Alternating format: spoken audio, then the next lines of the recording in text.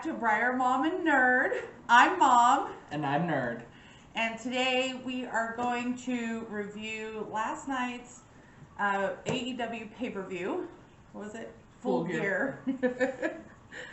So we watched the whole pay-per-view. It was absolutely amazing. I thought it was really amazing. Yeah, I can't think of many downsides to it. Down parts. Me neither. It was very good. I think AEW, they are a baby brand, a baby company. 1 year, right? They celebrated 1 year in October. Yeah. But they know how to put on a show because it's by wrestlers who are also wrestling fans for wrestlers and wrestling fans. Yeah. It's not by a money grubby billionaire who's only interested in his bottom line. Yeah. Yeah. So this pay-per-view was really, really good. It was. I enjoyed it. It was amazing. So it started, their kickoff is not a kickoff. They call it the buy-in. So the buy-in, and I have all my notes so that we don't forget anything. Yes. The buy-in on this one was Serena Deeb versus Allison Kay for the NWA Women's Championship. That's kind of special because NWA is not AEW in any way. They're not connected companies. Right. They were very close, though. I mean, Cody Rhodes has, like, personal connections with it since his dad kind of helped build NWA to what it is now. And Cody being the guy who essentially started AEW, I see that close connection, though. So. And I think Billy Corgan is a very smart businessman. He is. Mean, he didn't stay relevant in the music scene forever and ever for nothing. That is true. That is true. So, for those of you that don't know, Billy Corgan owns and operates NWA, and so with him sharing his talent with AEW, I think that opens a doorway to a great friendship and a great connection. And I think we're going to get some great matches. Absolutely. Because of that. Allison Kay, however, this was interesting, I learned. She is an ex-NWA Women's Champion who actually just left NWA and then came to AEW to fight Serena Deeb for the belt. That is interesting. So it was like... Full circle for her. Bye, but I'm back. So, let's see. So, oh yeah, remember we also learned that they used to be tag partners. Yes, in the indie scene. They were tag partners, and they trained in the same dojo, I think they said. So, yeah. Yeah. So that was really cool to find out that they actually know each other so well, which is probably what made the match so good. Yeah.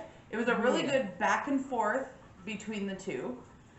And then Serena Deeb, she is the current NWA champion, and she retained her title. But then she had a surprise visitor who wants that title. Heck yeah. Remember? Yes, my girl Thunder Rosa just lost the title to Deeb, and what was that, like 8 weeks ago or something like that? No, like 3 weeks ago. 3 weeks ago. Yeah. This is Serena Deeb's only second title defense since she took it off Thunder Rosa. Okay. So it was like 2 or 3 weeks ago she took it off her. These months have been long for me. Yes, 2020 has been a very long month. Yes, it really has been. So Thunder Rosa came out. Yes. She wants that title back. Yes. So I want to see them fight. I'm excited for it. Because I didn't see the match that Serena took it from her. Okay. So I'm imagining it must have been really good though, because Thunder Rosa she's pretty amazing. Yeah, she is. Didn't we see her live? We did, before she got, I believe it was before she got with NWA. It was a few years ago. She came to a local show, and that's where we first saw her. And I instantly became a fan, because she is really good. So that was Prestige? It was with Prestige, yeah. Oh, Prestige is amazing, and we hope all of this stuff goes away so that they can start doing shows again and come back here. Yes.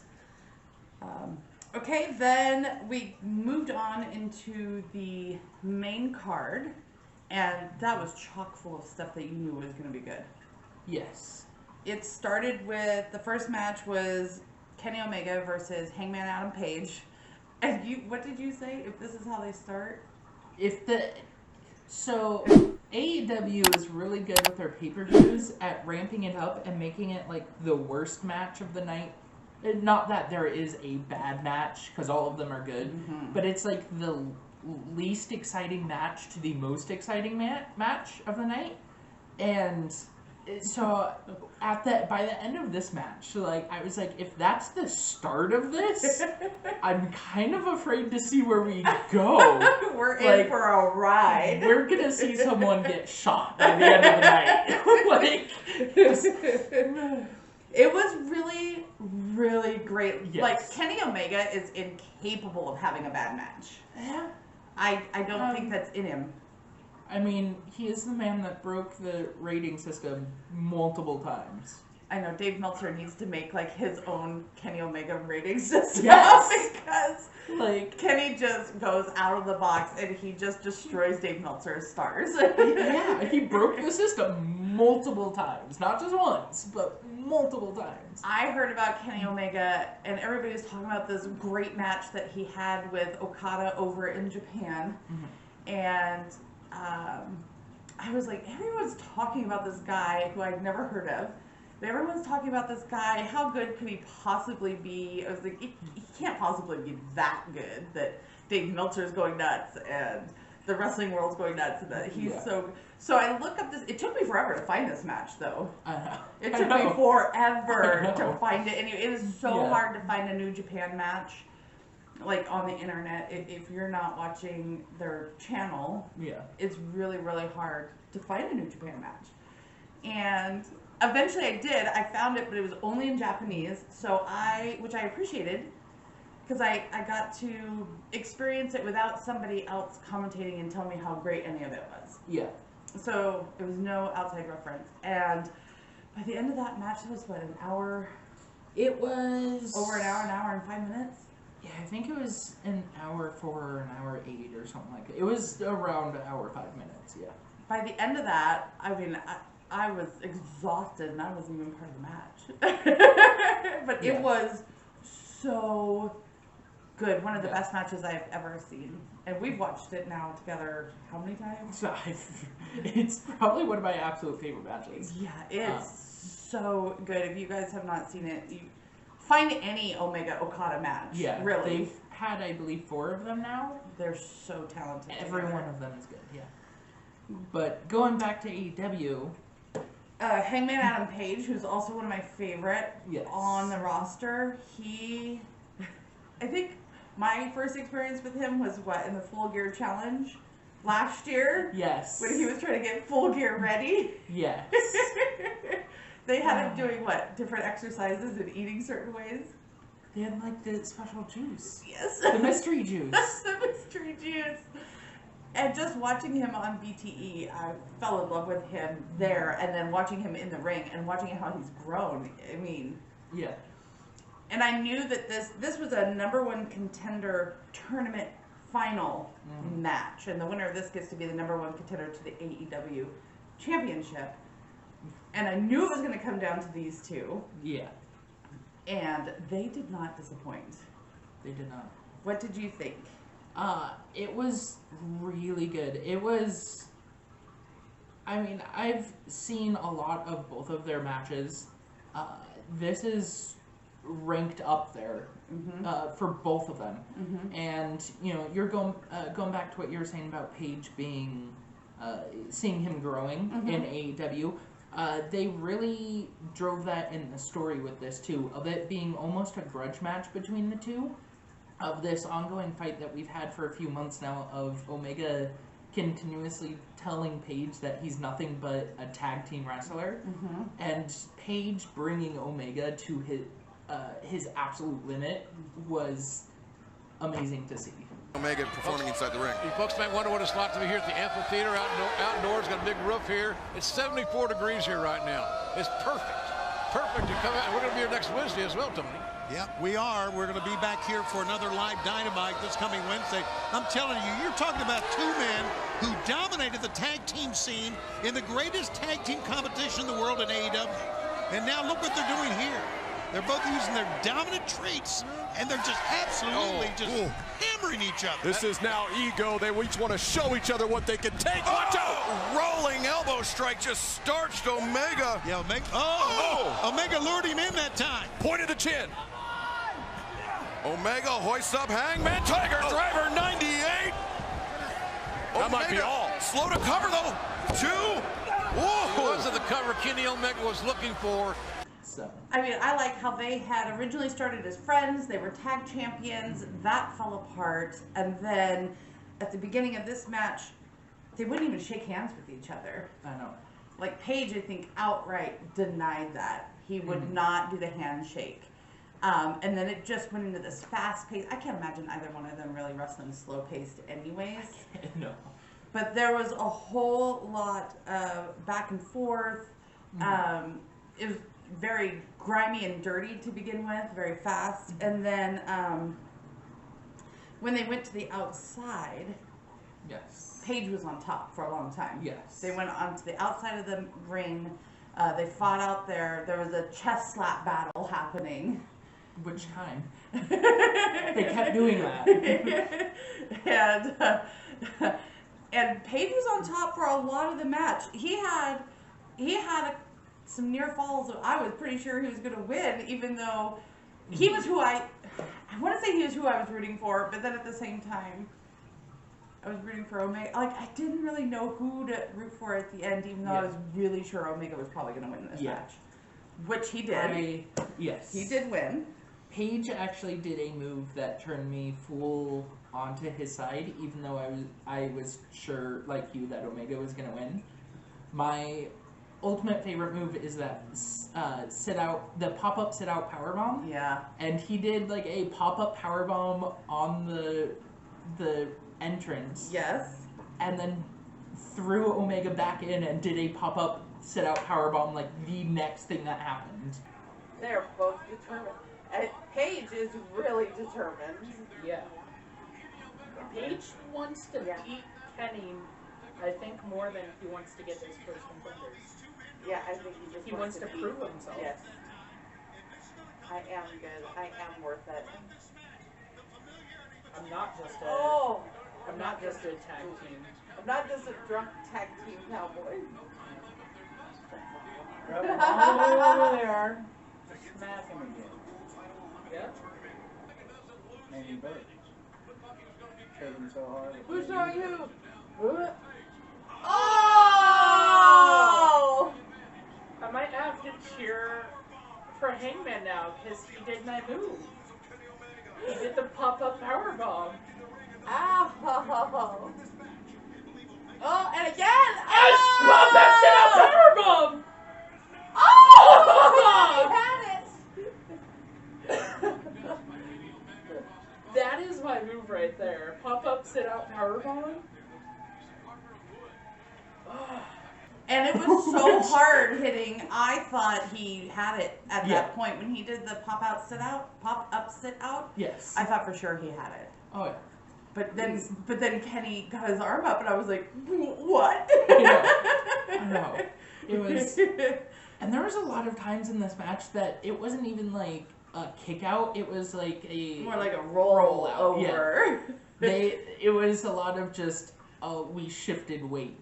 There was some discus lariats happening all over the place. Yep. Kenny Omega pulled out the V trigger how many times? 500 million times. I know, and I was like, is Paige's head even still attached? The way he did one V trigger when Paige was on his knees, leaning against the rope, and then here comes Kenny with his V trigger, just pow, and you're like, oh my gosh.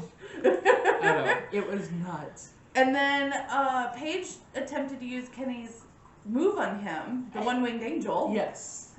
He attempted that. If I remember correctly, did Omega try doing the I think he tried to do the shotgun lariat? and it wasn't gonna work. Neither one of them could get each other's moves off on him. So, But in the end, it was really hard hitting. It was a long lasting match. yes. I thought they were gonna go to time limit. I did too. And especially when we heard them say what I believe I heard was the time limit warning. And then I was like, oh no, this is going to be where they're going to have to fight again because we're not going to have a number one contender. Yeah. But eventually, in the end, Omega won with a one-winged angel. Yes. It was a V-trigger into the one-winged angel, and he won. But then he didn't even stand out there and celebrate or congratulate Paige for a good match. No, he instantly, like, the moment he was able to stand up again, because they were both really tired, so it took him a minute. The minute he was able to stand up, like, he was gone. And he left Paige out there sad. Yeah. So, I mean, Paige was just out there trying to figure himself out. And we're behind you, Paige. At least, Yes. Dude, you're going to get a title shot at some point. You're going to get the title at some point. Like, Oh, yeah. I expect it. Yeah. It's going to happen. It's not a matter of if, just a matter of when. When. And I'm excited to see that reign because he's going to be amazing at it. Yes, I think he's pretty amazing at just about everything. His whole character build in AEW has been phenomenal. It has been. I've really been enjoying him. He's really been stealing my heart. Like, I say, out of all the guys on the roster, I would really want to hang out with, like, Pentagon or Omega, but I would probably end up drinking with Paige. Because I feel like him and I Honestly, are yes. very similar people, so. Oh, yeah. So, and then you said you would probably you would want to. I'd want to start drinking with Paige, but I would probably end up talking video games or some nerdy stuff with, like, Brandon Cutler and Omega. So, which, yes. We'd probably get some impromptu D&D game going on, you know? Especially if you had Cutler there. Yes. Because he is a D&D nerd. Yes. Oh, it was so good. It was. The next match, oh my god, was John Silver versus Orange Cassidy. Going into this match, Draven said this is going to be the biggest banter match. It is. The only way it could have been more banter is if it was like a three-way with Colt Cabana. Oh my gosh, Colt Cabana added to the mix would have been something. Because even if he was on the side, like, he wasn't there. I know. I thought he Like, walked out with them, but But what was interesting to me is John Silver came out with the entirety of the Dark Order, and then in a very, like, un-Dark Order move, everybody left. nobody stuck around. Nobody stuck around. But Orange Cassidy came out with the Best Friends. And they also left. They left too. Yeah, they So- let this be a one-on-one match. Yeah. They were trying very hard not to get involved. Yeah, I liked that. But you have John Silver, who, if you have not been watching Being the Elite, you have to go watch Being the Elite and watch John Silver on there. He is so hilarious, and he's been bringing that into the AEW weekly shows. Yes. I mean, he comes out like, showing off his muscles. Which, by the way, he has. He's a bulldog, Yes. but it's just the way he does it is funny. And then there's Orange Cassidy, who's basically the king of banter wrestling. Yeah. I mean, if you guys have never checked out Orange Cassidy before, you have to go find some of his matches. Yes. He's the king of sloth style. Yes. Some of my absolute favorite matches of his are when he fought Colt Cabana. Yes. In a, like, backyard ring setup thing. It was like in the backyard of like a pub or something. Yeah. Yeah. And the entire match was they had like a glass of beer or like a can of beer or something, and the whole match they had an actual match.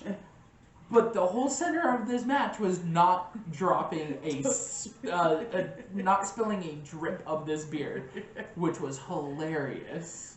I love him versus Gentleman Jarvis. Yes. That was really good. Yes, that one was great too. But Orange Cassidy, he does things that you think he's being stupid, but really he's smart because he's getting into the opponent's head. So he does slow kicks. Slow, really light. And he does like, for the elbows. Yes. I mean, even his off the top ropes tend to be the lazy. If he will go on the top ropes. But he also can go Yes. when he needs to go. Yes. So he did try some of that stuff with John Silver. He was doing the light taps on John Silver's calves. That doesn't hurt. That's exactly what he was saying. There you go. He's too quick, man. He's just too quick for that. Cassidy steps through the mare and infuriating. John Silver covers here. Hook the crucifix. Just the 2 count there. There you go. Paranoia runs deep. Oh, boy. Deep in your heart, it will seep. Oh, listen to the fans. Look at Silver. He's going for it. He's apoplectic. Another swing and a miss by Silver. Cassidy successfully taking Silver off his game. Put it down. John Silver was getting so frustrated at these kicks. And Orange Cassidy also did the hands in the pockets, which he does all the time. Yes. And so John Silver had to fix that. Yes. John Silver, first off, for round about 500 years that it took him to put his hands in his pockets, John Silver didn't do anything, but just stood there and went, no, don't do it, no. So, by the time he actually gets his hands in his pockets, like, this match has been on for probably 2 minutes. And then John Silver decides to solve this problem later on. Pryor's joining us now. John Silver decides to solve this problem later on by ripping his pockets out and then eating them. And yes, you heard me right. He ripped the pockets out of this guy's Orange jeans Cassidy's pants. and then shoved them in his mouth.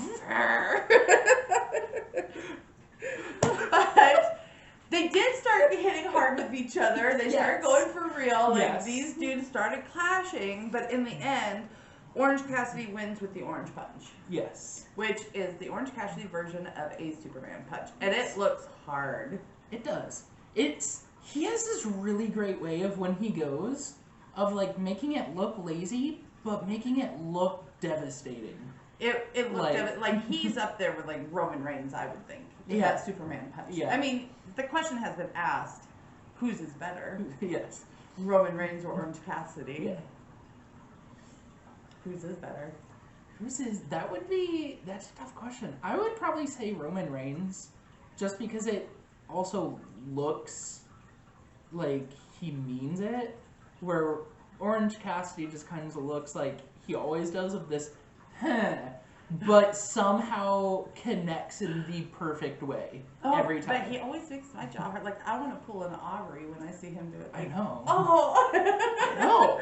He is a brilliant wrestler. He's probably one of the most brilliant wrestlers.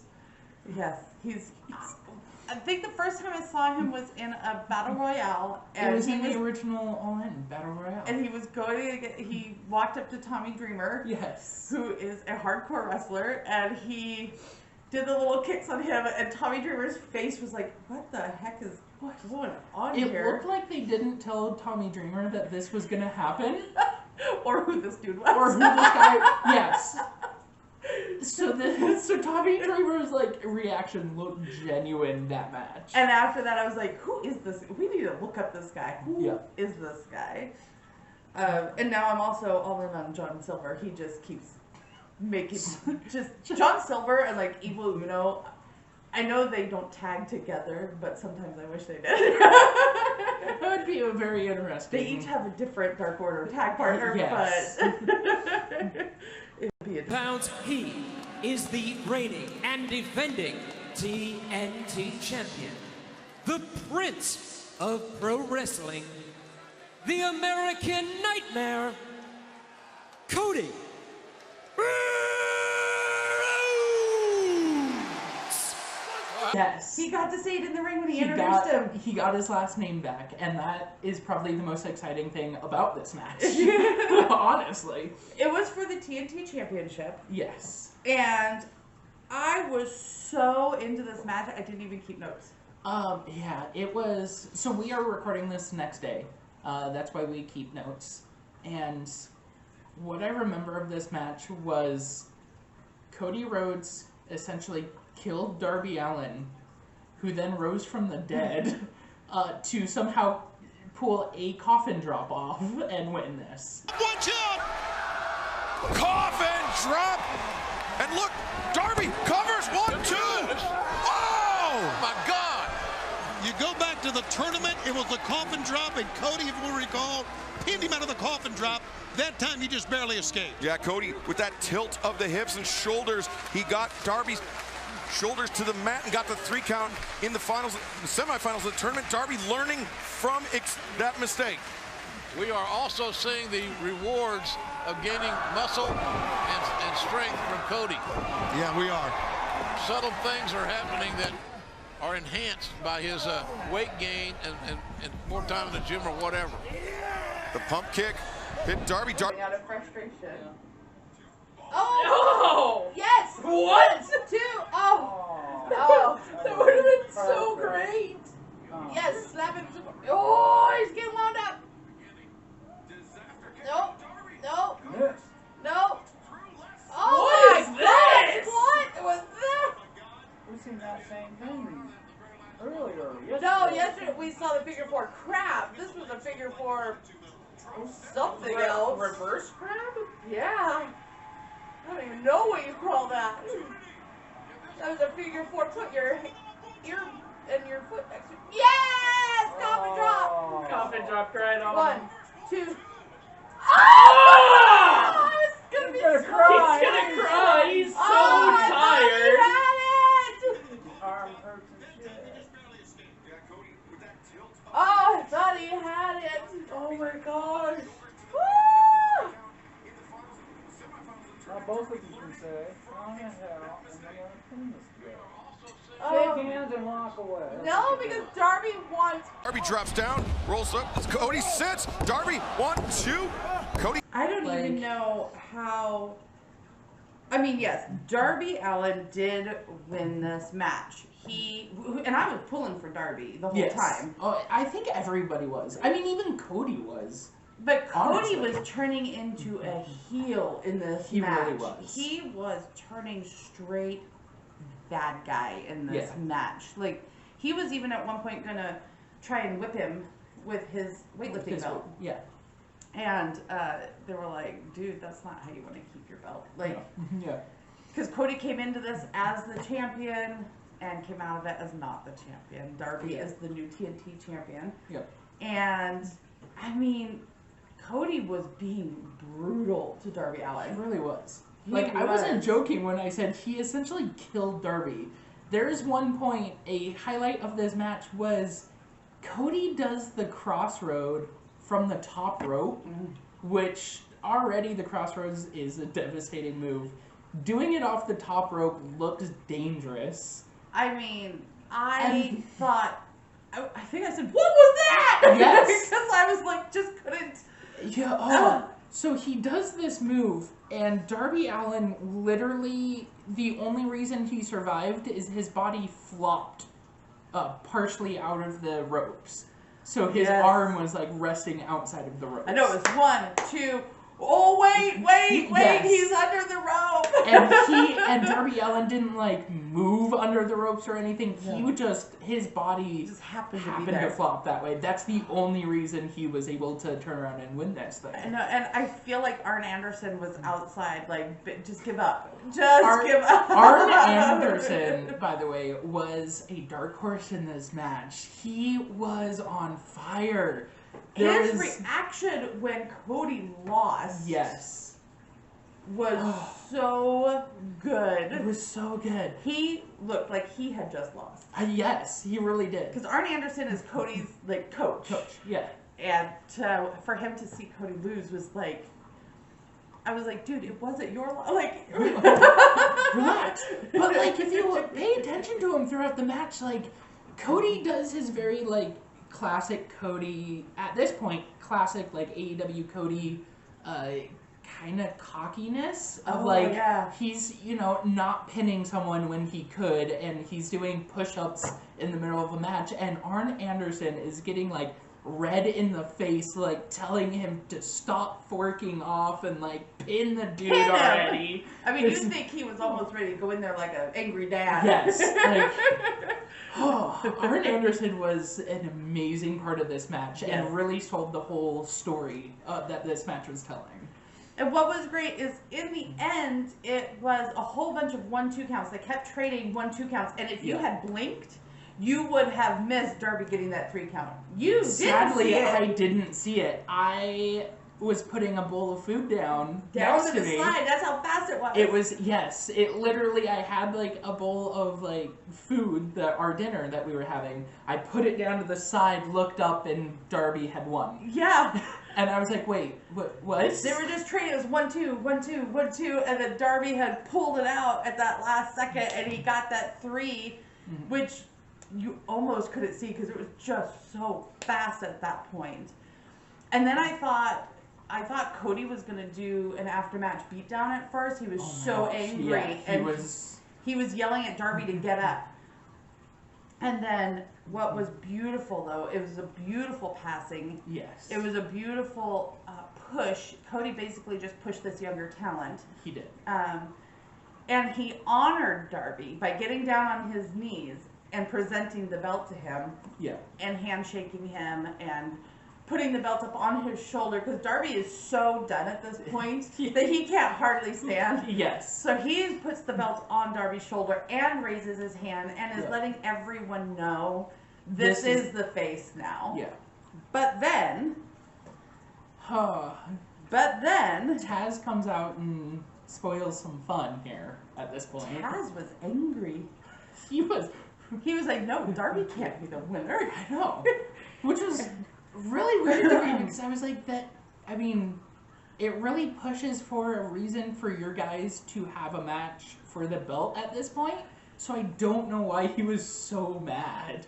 So, well, I mean, he hates Darby. Yeah, Darby I Allin know. and Ricky Starks, who is a Taz guy, they have been fighting. Yeah. They've been not getting along. They're not playing nice together. And so when Taz comes out, he interrupts and he does his spiel. Yeah. Then into the ring comes Ricky Starks and Brian Cage. and they just wallop them. Oh, But then they fight over the belt. They do. Those two, I'm very excited to see what happens here. I think there could be an implosion. There might be, which is now 2 implosions that we're thinking about. We will get to the others later. Yes. There's 2 implosions of teams right now in AEW that are kind of being teased. But I kind of think Cage will whoop Ricky Starks. Yeah. I mean, just looking at the two, Ricky is slick, yes, but Cage is brutal. Yes. And I mean, he's about 5 million pounds of muscle. Like, he's just so huge. He is just a mountain of muscle. Like, but they did beat them down. Yep. They beat Darby down real bad. Yes. They took him. Darby came in on a car. Darby came in a very Darby way of, like, if I remember correctly, he was on top of the car with his skateboard. Yes. Which said, Face of TNT. Face of TNT. The car was also painted, like the windshield was painted with his face paint. Yes. And then on the hood said Face of TNT as well. And they smashed him into that car. They were trying to break his wrist or arm. Yeah, they had smashed him like through the windshield almost. Mm-hmm. And then they opened the door and was like putting his arm or wrist or whatever into the door to try to slam the door and break his arm. Thankfully, they couldn't because Will Hobbs came out. But you were nervous. So Will Hobbs comes out with a chair to smack Cage with, who he's sitting there at the door trying to shut the door at this point. I was so afraid when this happened that he was gonna slam the chair into the car, closing it and breaking Darby's wrist anyways. Oops, I tried to save you. I was going to save you but broke your wrist. I'm sorry. I did hear something though, watching some reactions and recounts of this though last night. A very interesting fact of he had it was his opportunity to lose to not hit Cage. Like, he very easily could have hit Cage with that chair. Cage was running. Cage was running. Which was weird to me. But yes, that was weird to me. And that kind of was pointed out as well. But with the position he was in, Hobbs could have hit him before he could have gotten away. And he was nowhere close to Cage. So it was leading to kind of this theory of if Hobbs is like, I don't know, like a secret soldier for them? Oh. For Taz? That would be weird. Yeah, because they very much are leading up to like a 3-on-3 tag match. Like, all Cage and Starks needs one more guy to fight this like Cody, Darby, Hobbs that they have team that they just kind of made last night. Kind of goes together, yeah. So if that happens, I'm very interested to see if Hobbs ends up turning on them and like going backstabbing. Yeah, and going to Taz. Oh, we're gonna go Roderick Strong on him. Yeah, I'm very worried about this, but yes, that was brought up last night in some stuff I was watching. Oh. And I'm interested to see if that happens. Oh, storytelling. Yes. The AEW is so good at storytelling. Yes, and we will get into some fourth wall breaking stuff about their long-term storytelling in a minute. Well, the next match on the card, it was a divided match for us. Yes. It was for the AEW Women's Championship belt, and champion Shida versus my girl, the native beast, Nyla Rose. And Nyla is the ex-champion. Yes. Shida took it off her. Shida took it off her. And I wanted Nyla to take it back. I was 100% behind Shida. No, I wanted Nyla all the way. It was really, like, Nyla Rose owned most of that match. She really did. Killing Shida at the beginning. And she got a knee injury onto Shida and just toyed with that. Yes. And then there's at one point she was biting the knee. She was biting the knee. That is something we didn't say in the first few matches. Gosh. Just about every match in this had biting in some form. Somebody was biting somebody. I don't, like, it was, there was so much biting, especially the main event. I was like, when did biting become a wrestling? I know, like, I don't know why, but for some reason, like... There's a lot of biting. The past month has shown a lot of biting in wrestling, and then this event happened, and it was like every match. It was nuts. But, just like thinking about that. Sheeta did come out of the box on fire. That's where the leg injury came from, I forgot. Sheeta came out of the box on fire. She started punching on Nyla. Nyla took control because the size difference is... Yeah. Nyla is... I mean, she is a woman who can kill you. She is a beast. Yes. And so then Nyla's manager right now is Vicky Guerrero. Right now? Yes. Still? Yes, Maybe? even still. Yes. And Maybe. Vicky actually took out... She comes out with a kendo stick. A kendo stick. She's very, like... Her whole aesthetic is very, like, the old school, like, samurai, including the katana being replaced by this kendo stick. She very rarely actually uses it, but it's always this, like, aesthetic piece that really adds to her character.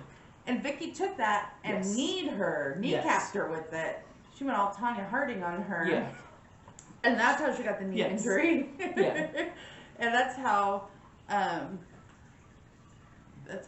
was able to just start working on that knee. Like, she did everything. She was slamming the knee. She's stepping on the knee. She had Sheeta up on that top rope, bent over that top rope at one point, and Nyla got up on the top turnbuckle, and she did a diving, like, knee stomp off the rope, and I was so nervous at that point. I was like, she's not. She did, like... her version of, like, the leg drop onto that knee. Yes. And I'm pretty sure, I know at least you and I both thought, and I'm pretty sure 80% of the people watching this thought she was gonna go for like the upper back or for her head, which was like not inside the ring. Yes. I really was waiting for her. I thought she was going to do that jump on the back like some of the people do. And I was like, no. It would have been scary because she would not have that mat. The size difference alone, like Nyla would have just annihilated her. And there definitely would have been no chance for Sheeta after that. No, there wouldn't have been. She just toyed with Sheeta though. She got her down. She got a 1, 2, and lifted her up because she wanted to insult her and destroy her some more. And that was her mistake. That was her mistake. That was her downfall right there. Because then your girl. Yes, Sheeta came out. She was able to get or regain herself after that. And was able to get a kick out on the actual kick out 3. Well, so most of this night we didn't get kick outs. Most of this night we got a lot of shift your body weight to not have your shoulders on the mat. And this was like a yes, she was able to. It was another false count on her. And it was, she was able to, I don't even know how. It was just kind of became a blur of Sheeta, like, got her second wind and just became brutal. A blur. She became a beast. She became a beast. She superplexed Falcon Arrowed. She Falcon Arrowed Nyla off the top rope. I was like, a super Falcon Arrow. How did she even pick her up? And I don't know. The whole match, she kept trying to pick her up, like do a superplex or something on her. And I was like, no. That's not gonna happen. You kept going, that's never gonna happen. Never gonna happen. So then she does it, which all respect to Sheeta for being able to do this. And like, I did not know she was that strong. That is awesome. So then she goes on to give her about 1,000,000 knees to the face and back of the head. Yes. To then lift her up and slam her again. Yes. And she went in for the 3 count and pulled the same thing Nyla did and lifted her up to insult her back. She hits her with a 1. Oh! Sheeta kicks out barely at 1. I think you're not too happy with that cover, I don't think. No, not too happy with what led to it, yeah. Hikaru Sheeta, what power! Amazing. Second time tonight, she's showed us amazing leg and back strength. Yeah, and core strength too, JR, just to elevate that's right. The challenger. Just charges in the running knee strike in the corner. Nyla hoisting the challenger up. Sheeta hoisting the challenger Nyla up, I should say. This is dangerous. This is dangerous for Sheeta to do this. She still pounds on her knee, trying to get some feeling back into it. She's going to try to superplex. Oh my God! Oh! Avalanche Falcon Arrow. Hikaru Sheeta has done the deal. 1, 2. What? Oh Look at that smile. I can't believe what I just saw. Look at those eyes. Look at that smile. There is perhaps a spirited side, and maybe a little evil side. Oh, Vicky Guerrero. She just brushed her leg and it stopped the momentum. Yeah. I think, did the referee see it? I don't think so. And Nyla capitalizes on the distraction. Sheeta holding that right knee. That's the big issue right now. That's what you could highlight. Look, Nyla with Sheeta, the kendo stick taken away by Aubrey Edwards. There you go. Good job. And Nyla just shoved into Vicky Guerrero on the outside. Down goes Vicky. Watch out! Oh! And Sheeta. And got this, like, the most evil smile on her face. I was like, did Sheeta just turn mega heel? Because that look was so scary. It was like she got possessed by something. Oh, yeah. Ooh. It was frightening. It was scary. She then gave another 2 knees to Nyla and went in for the 3 count, 1, 2, 3 victory. Retains the belt. Yes. It was so good. I mean, even though I was reading Nyla, I was so proud of Sheeta. She did so good. She's very entertaining. And then I thought there was going to be a fallout between Vicky and Nyla, and you weren't in the room for that. But basically, Vicky, because there was a point actually where Nyla was going after Sheeta. Sheeta moved out of the way. She hit Vicky. Yes. So Vicky comes into the ring feeling hurt, starts screaming at Nyla, letting her know, you know, how could you do this? Do you know who I am? And you know how much I hate that. Yes. You know who I am, and I'm Vicky Gallardo, and all of that, and she's just letting her know, and Nyla's looking like she's gonna take her out, and then Vicky just smacks her in the face, and I was like, oh, Nyla gonna break her in half, and all Nyla does is go, Yes, and this is when I walk in. And she's just looking defeated, and I'm like, looks so defeated, and Vicky just leaves her in the ring like this. She walks away. So that's the last we heard of them. I don't know if she's still our manager. Of course she is. They're still the Vicious Vixens. I mean, they might not be anymore. We might get a Vicky match. Vicky on a forklift? Vicky in a shark cage match. Yes. Okay, the next one. Oh, this was the match everyone had been waiting for. Oh, for even though years. it didn't have a very strong build. Yeah. It didn't need one. Everyone was waiting. It was for the tag championships. It was the current champs in FTR versus the Young Bucks, the Super Kick Kings. The Super Kick Kings. And, like, this surprisingly, like, new Young Bucks. Like, Right now, they're kind of being heels. They're being, but this really weird heel where they're like, no, we're not heels. But then we're gonna super be kick the cameraman. Yeah. And then the next week turn around and be like, no, we're not heels. Yeah, I know we did that. We're not heels. Like, it's this, like, they deny who they are at this point. Who they become to get this far. At the beginning of this match, I was actually a little bit disappointed because it was so slow. And I was waiting. I was like, this is the match everyone's been talking about, right? Yeah. And I didn't know the Young Bucks before this very much. You knew all about them. I love the Young Bucks. They are my absolute I favorite was still, tag I teams. mean, I don't mean before this night, just before AEW. Yeah. I didn't know a whole lot about the Young Bucks. He was a major Young Bucks fan. Yes. And FTR, when they were in WWE, they were the Revival, and my introduction to them was they got beat up by old men. And then everything after that, I mean, they were just getting made fun of and just, but then you realize it's because they wanted to leave and the boss wouldn't let them leave, so it was just humiliate them. Yeah. So I didn't really know what they could do. The Young Bucks, so I don't know anything about how bad everybody wanted this until FTR showed up in AEW. Yeah. And then it became like this thing like, oh, the match we've always wanted. And I believe it was a year ago or 2 years ago that Matt Jackson had tweeted out, this match will happen. Something like that. It was like right before the Revival was actually left WWE. So I think they were already in the works of getting them transferred over. This match will happen. And people were excited and they were hoping for it. So at first, though, I was disappointed because I thought it was going to be, the way everyone talked, I thought this was just going to come out of the gate, hard hitting, go, go, go.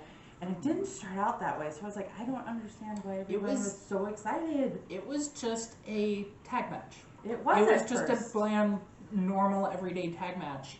And then all hell broke loose. Well, it all started from Dax. Oh! This team reminds me so much at times of the Midnight Express on their transitions, how they get from one spot to the next in offense. It's really fun to watch. Yeah, they're fundamentally sound. They remind you of all the great tag teams that we've seen through the years, JR. Yeah, right there. Well, they've learned from all those teams. Ode to the Hart Foundation right there. Yeah, there you go. Very well said there, Excalibur. From Calgary, Alberta, Canada. Tag rope in hand. Made the tag, so he's legal. Oh, Nick escapes around. Oh! Look at this. Just rocked the head of Harwood. Dax is in a hell of a position there. Tag's made. Yeah, Nick Matt with the blind tag. He elevates up and over Wheeler, and the spear, the misdirect and the spear. Oh, knee to the face, the cover, the hook. Punching, he went in for a punch on one of the brothers. I think it was Matt. Matt, yeah, I believe it was Matt. He went in for a punch to Matt, and Matt ducked, and he ended up punching the pole, the ring post, and that kind of started this craziness because he busts open the side of his hand, which then kind of fighting and getting back into the ring and fighting some more. We get this close-up of Matt like grabbing either side of of this cut that he got and like ripping his hand open more. Like trying to really pull that cut open. Yes. Like he eventually had to tag out and go get wrapped up by the doctor. Yes. Like legitimately the doctors like wrapped him up. So he was in the rest of this fight like in this hand wrap. And Matt Jackson came into this with a leg injury. With a leg injury. Nobody's sure if it's a kayfabe leg injury or if he really has a leg injury. They're not sure. Yeah. Like they're doing so good at hiding this and making it real really that are. no one's sure if it's kayfabe or not. Yeah. But Cash started really working on Matt's leg. Like was really, really going to town on that injury.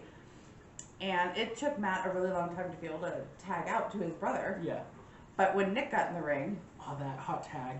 Nick Jackson has arguably the greatest hot tag in history of wrestling. He loves Nick Jackson. I love Nick Jackson so much, but specifically because of that hot tag, he comes in and he could make every move, like the end of every move, the start of another move. And he will like do these like Hurricane Rana into DDTs into like backflips to like Pele kicks. He kind of like becomes this acrobat. He does. When he gets in there. And I'm like, you can't stop him. I know.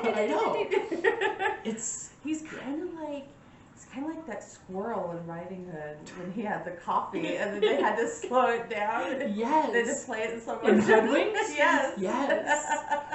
God, yeah, he really is. There came a time though where they were all just hitting each other. No, they weren't even in their proper tag corners. No. They're hitting each other real hard. There was I think a point when Matt or Nick? One of them had Dax pinned, basically won this match. Yeah. But Cash, who was killed on the outside by Nick, so it was Matt who had Dax down, ready. They were gonna win this, and Nick had just destroyed Cash, and he to the point where he fell off the stairs onto the floor. Yeah. And then out of nowhere, Dax comes flying in like from the heavens above and just to save his tag partner. Oh my gosh, I was like, where, how, and where, and what? Seriously, it was probably only by that much on the count. Like, it was so. And his reaction to that was it was so good. He barely hit Matt to like break that pin up and was like eyeballing daggers into the ref like two like this is two. Like he was so scared he didn't make it in time. He shocked me when he came. I was like, what?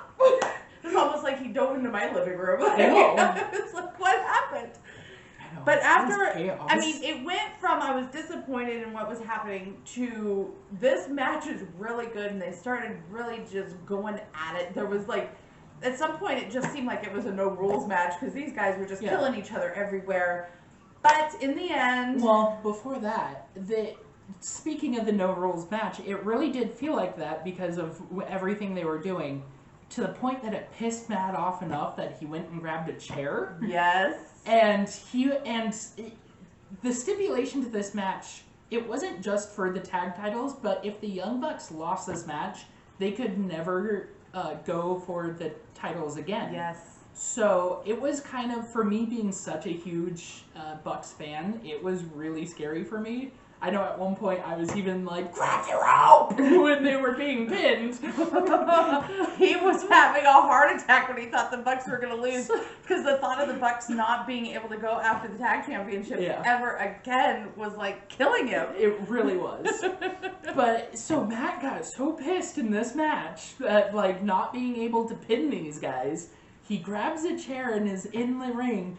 And the ref's like, don't do it, man. Don't do it. Like, you're gonna lose. You can't get the titles after this. Yes. And you have Dax down there saying, hit me. Hit me right now, because he knows what it means. Yup. Hit me with that chair. You have the ref going, I'm going to disqualify you. You have Nick outside going, don't do it. At one point, the ref, by the way, is their real close friend, Rick Knox. Yes. The ref turns to Nick and just goes, talk to your brother! Talk to your brother! Like, he wants them to be able to go for the titles again. It was a very, like, harsh moment. It was heart pounding. It was like, oh my god, he's getting it from all sides. Do it. Don't do it. Do it. It was like the devil and the angel on the shoulder. And this, like, the whole match comes to a screeching halt at this point as he's holding this chair for, like, about 10 to 15 seconds of everyone yelling Dax at him. is like every movie villain ever. Do it. Yes. Right here. Do it.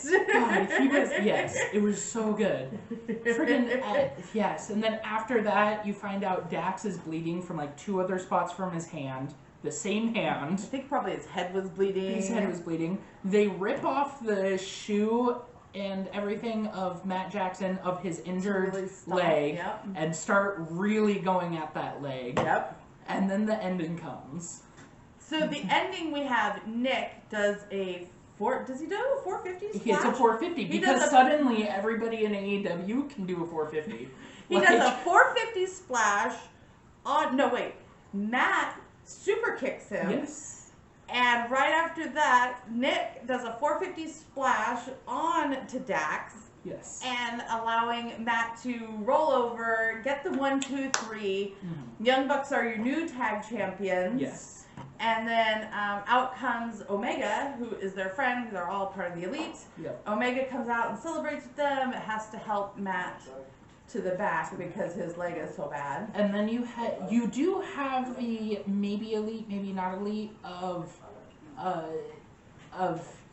Hangman Adam Page standing. He did not come out. He stood at the entrance of the tunnels. The face tunnel. The face tunnel, which is kind of important because this has been a very, like, where is he right now? Him and Omega both. And he was just standing in the background in the face tunnel, just watching as they celebrate. Yes. And get ready to leave. And by the time they leave, he's gone. Yep. But it was very like, oh my gosh. Oh. And before we move on to this, though, something I do remember within all the chaos, they were pulling out every major tag team's finishing moves. So we had the Meltzer driver, we had the 3D was done at one point, we had the, I can't even remember all of them, but the one that stuck out to me, and the reason I say this, is they actually, contrasting to taking a jab at WWE every chance they get, they do a the DIY's finisher move. They did do DIY, and not only the commentators did they do even it, picked it out. They picked out DIY specifically, and it was the Young Bucks who did it, which is shocking because they are the ones who will jab anything at WWE. But I think that's why they did it, because FTR is ex-WWE. It may be, but it also just felt like respect to the tag team division. No matter who you are, where you are. It was, I mean, this match was a homage to tag team. I mean, the commentators were even pulling it out. They were talking about all the old school. The commentators being JR and Tony Schiavone. And Excalibur. Tony Schiavone and JR being older guys who have been commentating forever, where it was hilarious listening to them, because this whole match, it was just two guys reminiscing of the old times, and then Excalibur going, oh yeah, I know that guy. Like, but they did, when they did the DIY move, I mean, it is a huge homage to Johnny Gargano and Tommaso Ciampa, who are two of NXT's best guys, I think. I am a hardcore Johnny Gargano fan. Yes. Like, I don't care who he's wrestling, I'm always going to cheer Johnny Gargano. And much like that, I'm the same with Tommaso Ciampa. Exactly, so we get divided on those matches too. Yes. So, yes, you are right, I forgot that they just kept pulling out all the different moves, like, throughout time, it seemed like. They were just, because AEW had this thing when they wanted to start this, of really giving tag wrestlers a place to wrestle, because the other company does not respect tag wrestling. Yeah. And AEW is founded by tag wrestlers. With tag wrestlers. So they're like, and tag wrestling is amazing. You get some of the best stuff out of tag wrestling. You can't get this match in a singles match. Like, if it was Matt versus Dax, it would not be the same. No. I mean, they did threaten, though, to make Nick a singles wrestler by destroying Matt's. Oh my gosh. Like, remember that? Like, he might now, whether he wants it or not, he might now have to be a singles wrestler. Yes, they were Yeah. But it was good, but the Bucks now are the champions. Yes. So that's great. So excited. And there are so many teams that could come for him. I would love Jurassic Express. I mean, they will, too. And I want them to have the belts, because I think they would be amazing. Oh, yeah. Jack Perry, Jungle Boy Jack Perry, and Luchasaurus as the champs would be great. It would be. And, I mean, with that, though, that is not a question of if, a lot like Hangman Adam Page getting the title. It's not a matter of if, but a matter of when they get the belts and who they take it from. Yeah. So it's going to be great. Yeah. It's going to be great. Oh, then our next match. Can you call it a match? The next event, string of events. It was called the Elite Deletion. It was a cinematic match. Yes. It was Matt Hardy versus Sammy Guevara, and it was a lot. There was a lot. There was a lot. It started with Sammy showing up in a Spanish God golf cart, which go full circle to getting ran over by a golf cart that Matt Hardy was driving. Yeah. He gets met by Vanguard 2. But then Hardy... I don't even know. Like, how do you even wrap this stuff around your head? I don't know. I want to know how Sammy didn't notice this. I know it was at night, but how do you not notice this?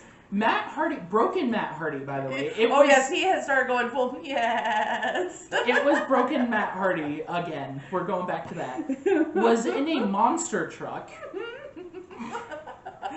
that he then ran over the Spanish God golf cart to go complete full circle on this golf cart story, which... Then he did this dumb thing where he got out, he had to kind of like figure out how to get out of a monster truck. And when he did, he just went around to the smashed remains of this golf cart and was just like, "Where are you, Sammy?" And like Sammy was still gonna be there.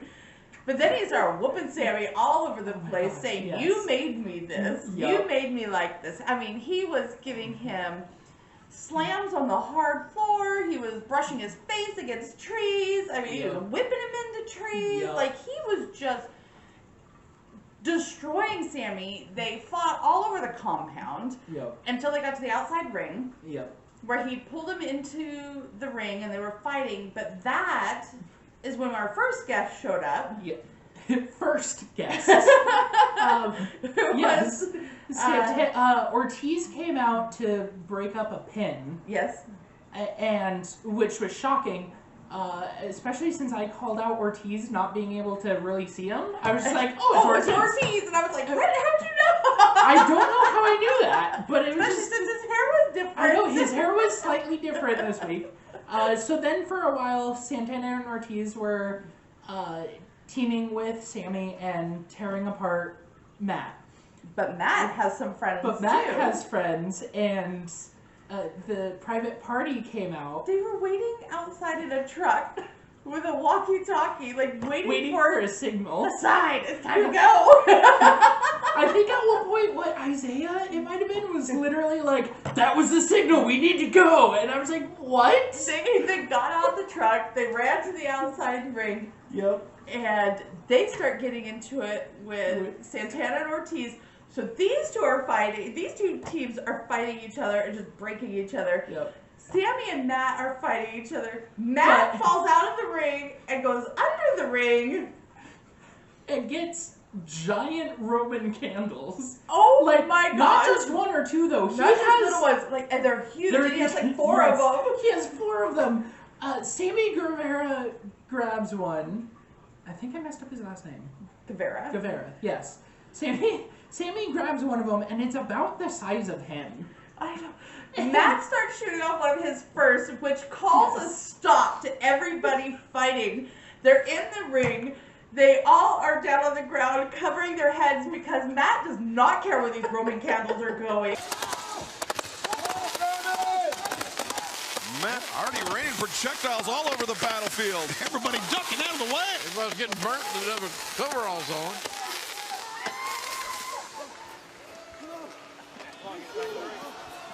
Oh, he's armed up. Sammy's lawyered up here. And once more into the breach goes Matt Hardy. My God. He is shooting at all of them. He's like freaking Rambo with Roman candles.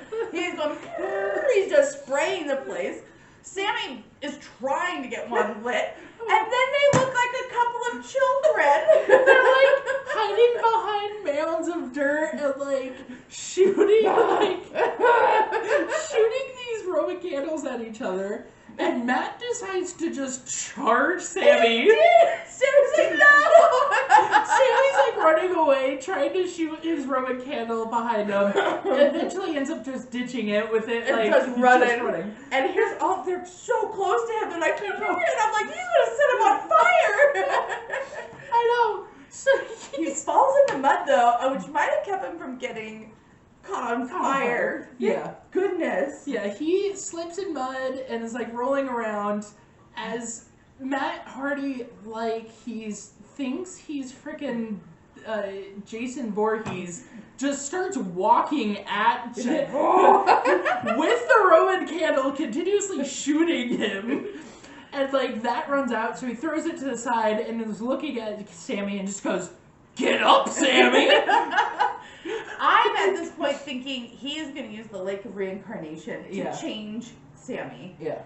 But they're tussling, they're fighting, rolling around in the mud, they're getting closer and closer to the lake. I'm like, it's definitely happening. Yeah.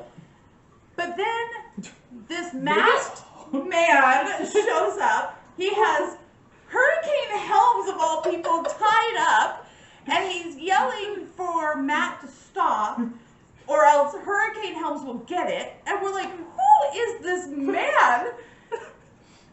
And he unmasks himself to be none other than the legend Gangrel. And I had heard prior to this pay-per-view that there was going to be a big legend who showed up. And there was so many rumors that it was going to be Sting because he was just removed off WWE's website. Yeah. So everyone was like, it'll probably be Sting. And I'm like, I wonder who it is going to be. Sting would be great. It would but be. somehow I was like, I just can't believe this. And then it's Gangrel. Again, of all people, like, Hurricane Helms and Gangrel, of all people. And I'm like, what?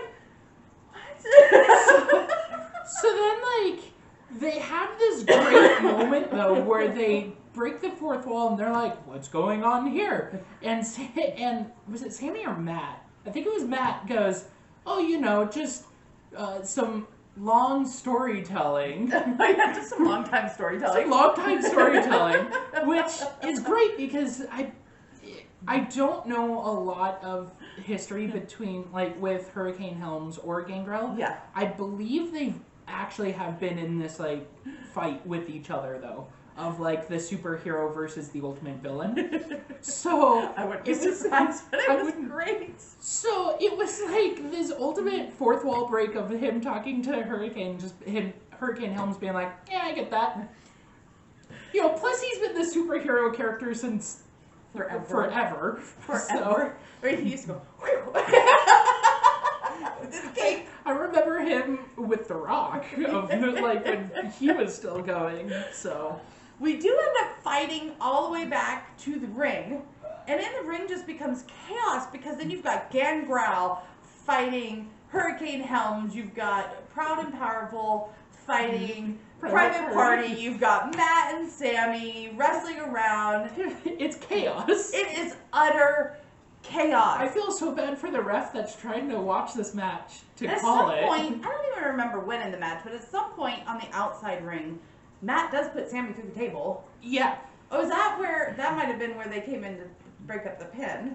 Yes. It was back when Ortiz randomly showed up. And then they start fighting, and they get into what is called the Dome of Deletion. And y'all, I'm telling you, things in there This look is when dangerous. it gets scary. Like, it was fun chaos, and then it just got scary It turns in here. from banter, chaotic, crazy, make you laugh, to, oh my gosh, I think someone's going to murder a person. Yeah. So they go in, and it's like this giant garage with a ring inside of it. Of course, it has broken mats, chair of wheels, and his mower of lawns, and A coffin. a coffin, and the piano. You know, all the now famous broken mat items are in here, and the inside of the ring, though, I'm pretty sure this is like Matt Hardy's hardcore, like, extreme match ring, because inside of the ring is already like a 20-foot ladder set up, and like 2 tables and a couple of chairs were thrown about inside of the ring. Mm-hmm. So we go here, and I'm like, what is happening already? Go on. Yes. They are fighting in there. Sammy actually gets the upper hand. Mm-hmm. He gets, he beats on Hardy for a while. He gets Hardy on the table. He climbs to the top of this 20-foot ladder, and I'm like, is he about to pull a Jeff Hardy on Matt Hardy? Because also they've tried this 3 times now, and Matt it's, keeps almost dying. yes. Matt almost got drowned, although I think that was kayfabe, but still I think he didn't do very well after that. He did hurt himself coming off a ladder onto a table. Yeah. They tried to call that match, but he wanted to keep going. He just keeps getting hurt. Yeah. And here he is, this time the young one goes to the top. Yep. And he jumps off this thing, and I thought I was going to die. Because it was so scary. Yeah. So scary. Yeah. But he doesn't win. No. At that point, like, he tries to So- pin him, and Matt is like, nope. Thankfully, as far as we've heard, though, after this 20-foot jump, nobody did get injured from it. They actually pulled it off, and Matt didn't almost die this time, thankfully. Then after that, Sammy somehow ends up on the outside. Yeah, and they're fighting. Matt does a tope. So he ends up, Sammy ends up on the outside of the ropes. Yes. And Matt does a tope onto him. yeah. And I think it's a middle tope. yeah. And takes it down, but it's shot at such an angle where you don't actually see them land. Yeah. But you see them go through a table, and you see their legs. And then when we come back around and we see Sammy laying there, head on the concrete. A pool of blood. And I kind of panicked, like, oh my Yeah. God, they did hurt themselves Yeah. doing this again. But Matt kept beating on him, so we're like, okay, good. I think this is This is kayfabe. good. Thank goodness. But it ends up with Matt winning. Matt winning after Sammy Guevara just bleeds everywhere for a minute. Matt does some, I think he did the twist of fate. Yeah, onto the concrete. Yeah. Like, it's poor Sammy, like, if staying in kayfabe, like, this poor guy is bleeding to death. Like, out of his mouth, out of his head. Like, this kid is there is multiple internal injuries. There is multiple pools of blood on the ground at this point from this poor kid. But Hardy wins. Hardy wins. He wins the deletion, and then he calls in Private Party and Hurricane. Well, he calls in Private Party at first. Yes. Who then, he's like, take out the trash, and they just kind of dump the lifeless corpse of Sammy Guevara into this, like, just trash bin. Like, and they bring it out and just throw it into the back of a truck, and it's like, all right, take this away. And it was Senior Benjamin was the driver of that, so that was a cool nod. Then we cut to them with more fireworks out of nowhere. Well, first, Revy is playing the piano. Yeah, Revy's playing the piano. And then it cuts to them with more Roman candles going off. More Roman candles going off behind them. And it's Private Party, Matt Hardy, Reby, and Hurricane Helms all, like, dancing and celebrating this victory. And I'm like, what happened to the other bad guys? Yeah. They don't say what happens to Pride and Powerful. They don't say what happens to Gangrel, so who knows? I'm gonna guess they all died. Yeah. Yeah. But that was, like, after that, we were kind of physically tired. Like, it was like, yeah. Oh, and how do you follow that? You know how they follow that? With some banter. You know, so when you're tired because of the amount of chaotic banter, you follow it up with, naturally, chaotic banter. The two biggest assholes. Yes. Fighting each other. Yes. Narcissistic assholes. Yes. It was Chris Jericho versus MJF. And oh boy. I was like, this match, this match is going to be two assholes fighting each other. It's going to be crazy. It's going to be hilarious. And, they both were definitely trying to be better than the other. Yeah. And MJF needed to win this so that he could join the Inner Circle. Because there is a theory that I kind of buy into that MJF is going to eventually take the Inner Circle away from Jericho. Mm-hmm. And I feel like it definitely could happen. I feel like he's already been working on it, except for with Sammy Guevara. He really doesn't give a crap about Sammy. Yeah. But he wouldn't mind having Santana and Ortiz. He wouldn't mind having a second large man to back him up. Yeah. Because he's already got Wardlow. And who, if MJF wins, Wardlow also just becomes part of the Inner Circle. He does. So. But here's where some more implosion could be, because I feel like no matter what, Wardlow is going to be turning on MJF. Yeah. Because MJF has been not nice, and Wardlow, I think, is going to take him out. Yeah. And take him out good. Yeah. Yeah. And the only hope that MJF is going to have after that is if he is in the Inner Circle and if he runs the Inner Circle. Yeah. But with that theory, what happens with Jericho? He becomes a face. Look at this. When MJF really wants to win this thing, he finds that mean streak he's looking for, he'll cover a man with more than what we just saw. No leg restriction, no nothing. Think about this too. MJF's finisher is the Fujiwara armbar, the salt of the earth. And so if he gets that cinched in on Jericho's injured arm, this match could be over with. You're so right, Excalibur. Yeah. So the bottom line is keep working on the arm. Focus on the arm. Go back to it every time you can. Oh! Man, great counter by MJF. That's going to be some bruising. Now, you don't wait. You don't hover. Yeah, there's nothing to be gained by MJF waiting. But right now, MJF has got the opportunity of a lifetime. Memory on our cardigan. They didn't get to see the last one though, because we have to reshoot it. Yeah. But we ran out of memory, so now we're finishing this up on our phone here. So if Jericho does get ousted, I think he'll become a face because there's nothing else for him. And Chris Jericho is the king of reinvention. He really is. I mean, the perfect example of this was, you mentioned it during their match, of it was one or two events ago. He came out with the entrance of every version of himself. Yes, he did. And it was probably a 2-minute entrance. Yeah, so he had actors there dressed up as every version of himself. And the version that I always remember is Top Pony Jericho. When he had this top pony and he was really young. Y2J.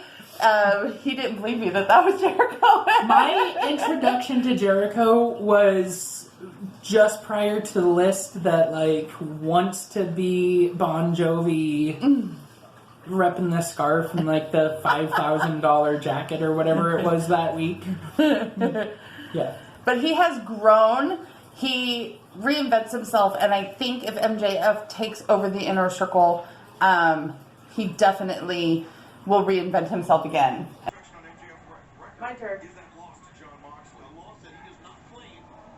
Oh, that made it bad. Was that a receipt? Yeah. It's a receipt if I've ever seen one. Did he hit him up too high? Gave him no receipt?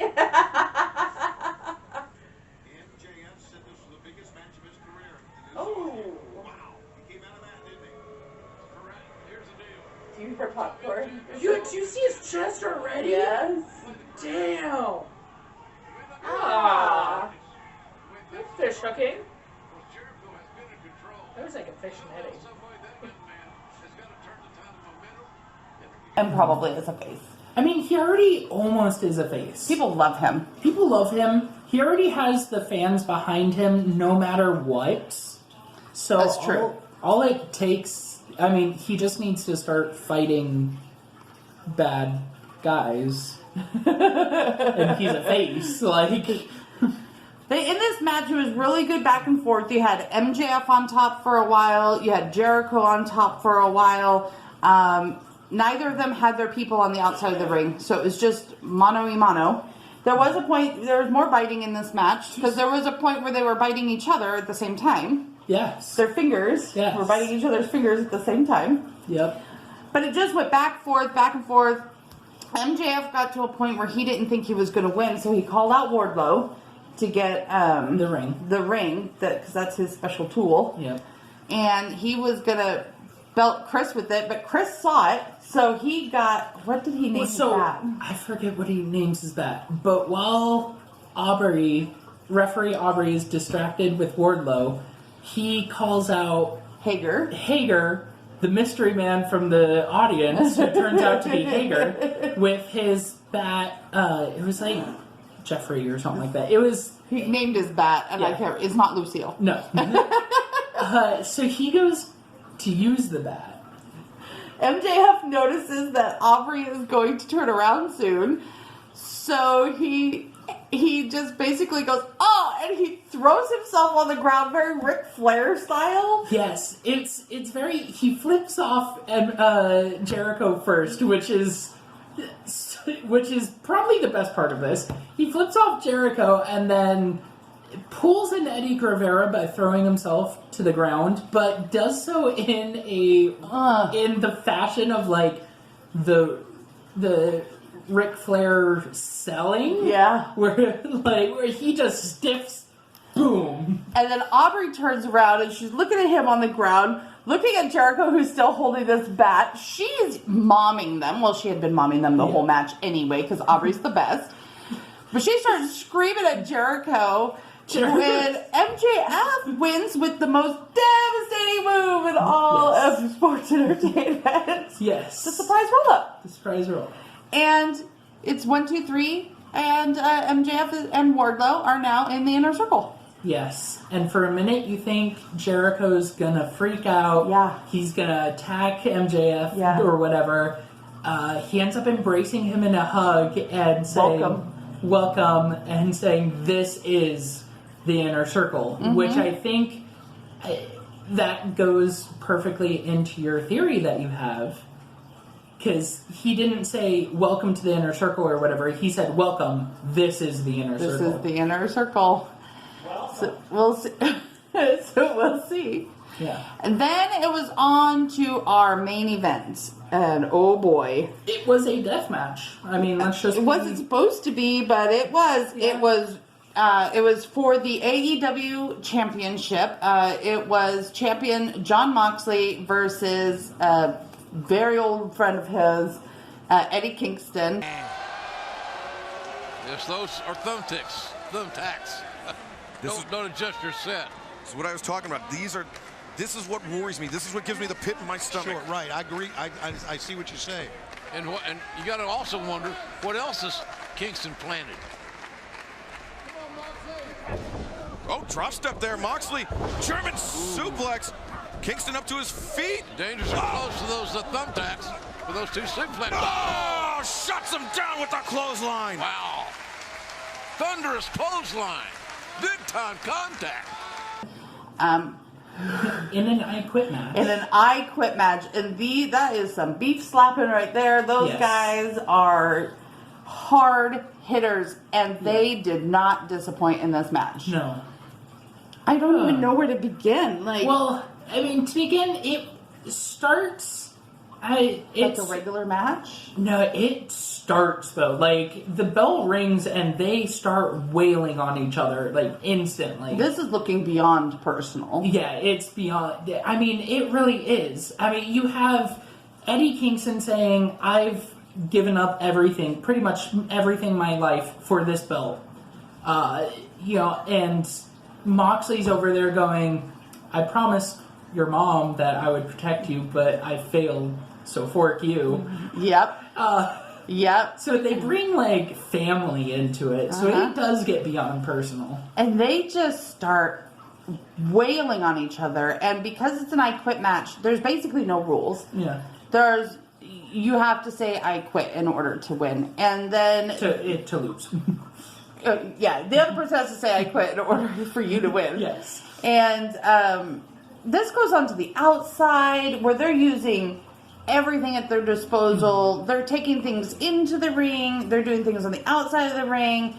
It does just become a death match. These guys are starting to tear each other apart. Jon Moxley does bring out his Lucille at one point and starts beating Kingston with it. He's beating Kingston with it. He's grinding it on Kingston's face. He's like choking him out with it, with like the barbed wire end of it. I mean, it's crazy. And these guys, they're beating each other with everything that they can find. I mean, I was just waiting for light tubes. I mean, me too. So eventually Eddie Kingston has enough of this stupid bat, goes out, grabs a bag, and we're like, ooh, is it gonna be banter? Is it gonna be the dice again? Like Cutler just used? Yes. But we don't know what it is. It was ended up being classic tacks. In about 5 seconds after dropping these tacks on the mat, these tacks cover the entire mat. Well, he slams Moxley into them, and then they just kind of get whooshed everywhere. And I'm starting to feel bad for this poor referee. Yeah, thankfully he doesn't have to go down on his knees and count. Windows and light bulbs, and that ref had remember he had like a shield thing or a mat thing he carried around the ring with him for getting down there. And I was like, that's smart. Oh man, do you have a license to fly that thing? He's gonna grind this on his face. Oh!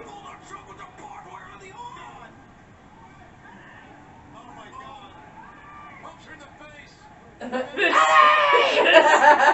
ref is He's mashing X for Eddie. Looks like he's gonna cry. Look at him. This ref is so scared for Eddie right now.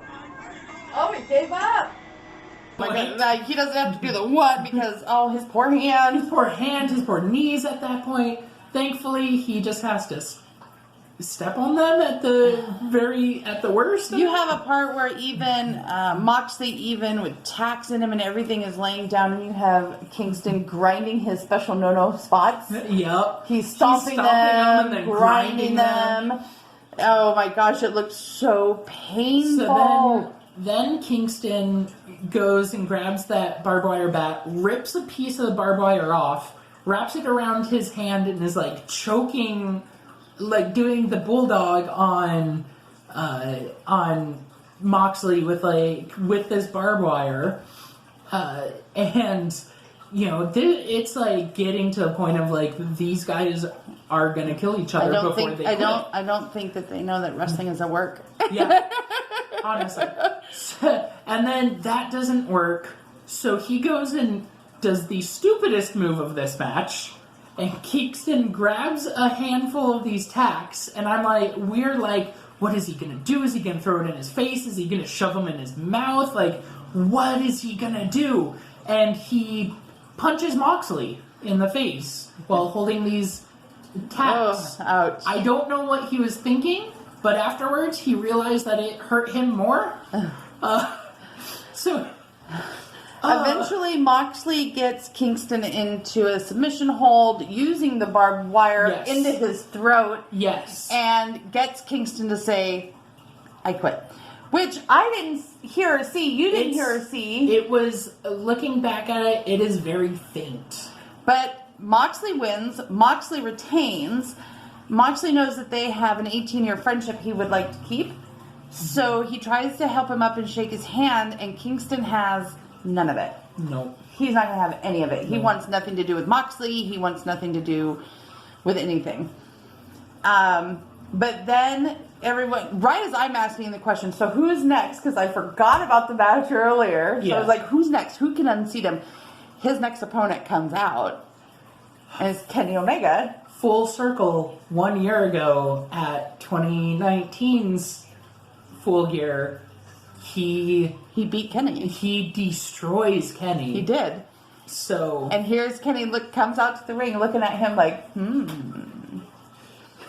Moxley is like, come in the ring, we'll fight right now. And Kenny's like, Kenny does the smartest move of the night where he just points at the ring at all the like tacks and the random barbed wire and the blood and just goes, no. But I heard that their next meeting is supposed to be a one-on-one regular style match. It's gonna be no so good. Friends. Yeah. I mean, neither of them at this point really have much. It's gonna be great, I think. It really and I'll say it right now. I expect Omega to unseat Moxley. Yeah, I'm kind of up in the air about that right now. We'll see as stories unfold as we get to that match where I land, but I don't know right now. Well, and that was Full Gear, and we're gonna go in Simon Miller fashion. Does the show get it up, or does the show get it down? An up. And up. I enjoyed every match of it. There was only a couple spots in some matches that I didn't like. It was a good match. It's so recommended. It was definitely good. If you did not watch Full Gear, we definitely suggest that you go watch Full Gear. If you haven't seen any AEW, catch them on YouTube on Tuesdays when they do AEW Dark. Catch them on Wednesdays on TNT for their Dynamite show. Catch them on BTE or Being the Elite on YouTube. That is their just fun YouTube channel where they just act like idiots. That is great. And last night, actually, special announcement was made for their new channel, AEW Games, where Tuesday the 10th. Yep, they're supposed to drop something. They are dropping something with a live, premiere at 3 p.m. Pacific. That's where we are, so that's what I say. So if you are a gamer, I've been hearing lots of stuff about an AEW video game, and they employ Aubrey, who has worked on video games in the past. So, So I think I know what they're gonna drop. I think they do. If you're a gamer, if you're a nerd, look out for that AEW Games on YouTube. Yeah. Tuesday the 10th at 3 p.m. Pacific. So the 2020 AEW Full Gear was definitely a win. It was a win. I enjoyed it. We had lots of fun watching it. Oh, yeah. And hopefully you enjoyed our recap. Yeah. And if there is any other shows from the past that you'd like us to watch and recap, leave it in the comments below because we would love to go back and watch old school matches Heck yeah. from whatever year and give you guys a recap and what we think of them. Heck yeah. I think That'd that'd be fun. awesome. Yeah. Yeah. All right, guys. Well, thank you so much for dropping by Briar Mom and Nerd. We are so grateful that you took the time out of your day to give us a watch. Make sure to like this video, share this video, and if you haven't already, subscribe and hit that bell icon so you know every time we upload. Right? I sound like a real YouTuber when I do that. Yeah, I mean, you are. So. All right, guys. Until next time. Bye. Bye.